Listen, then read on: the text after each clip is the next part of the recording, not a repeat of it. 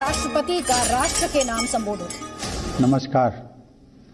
73वें गणतंत्र दिवस की पूर्व संध्या पर देश और विदेश में रहने वाले आप सभी भारत के लोगों को मेरी हार्दिक बधाई। हम सबको एक सूत्र में बांधने वाली भारतीयता के गौरव का यह उत्सव है।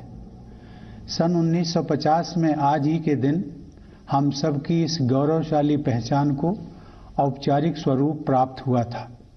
उस दिन भारत विश्व के सबसे बड़े गणतंत्र के रूप में स्थापित हुआ और हम भारत के लोगों ने एक ऐसा संविधान लागू किया जो हमारी सामूहिक चेतना का जीवंत दस्तावेज है। हमारे विविधतापूर्ण और सफल लोकतंत्र की सराहना पूरी दुनिया में की जाती है। हर साल गणतंत्र दिवस के दिन हम अपने गतिशील लोकतंत्र तथा राष्ट्रीय एकता की भावना का उत्सव मनाते हैं।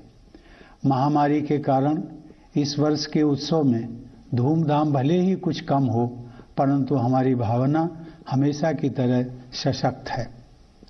गणतंत्र दिवस का यह दिन उन महानायकों को याद करने का अवसर भी है जिन्होंने स्वराज के सपने को साकार करने के लिए अतुलनीय साहस का परिचय दिया तथा उसके लिए देशवासियों में संघर्ष करने का उत्साह जगाया।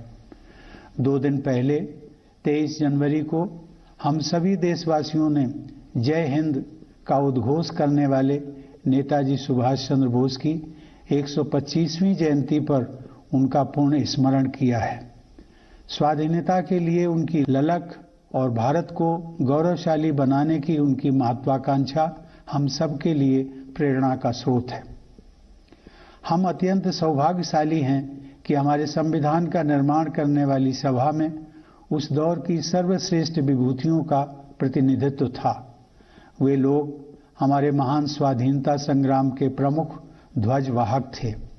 लंबे अंतराल के बाद भारत की राष्ट्रीय चेतना का पुनर्जागरण हो रहा था।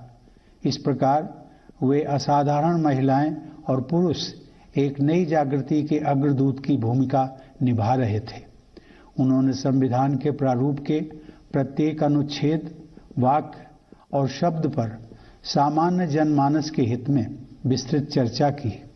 वह विचार मंथन लगभग 3 वर्ष तक चला।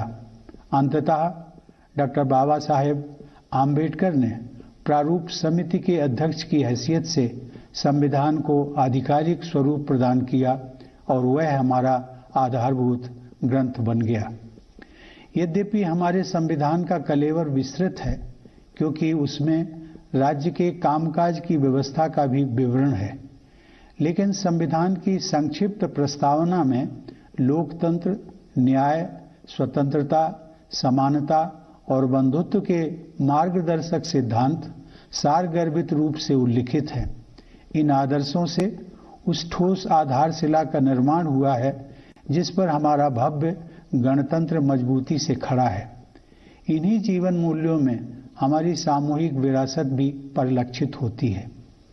इन जीवन मूल्यों को मूल अधिकारों तथा नागरिकों के मूल कर्तव्यों के रूप में हमारे संविधान द्वारा बुनियादी महत्व प्रदान किया गया है। अधिकार और कर्तव्य एक ही सिक्के के 2 पहलू हैं। संविधान में उल्लिखित मूल कर्तव्यों का नागरिकों द्वारा पालन करने से मूल अधिकारों के लिए समुचित वातावरण बनता है।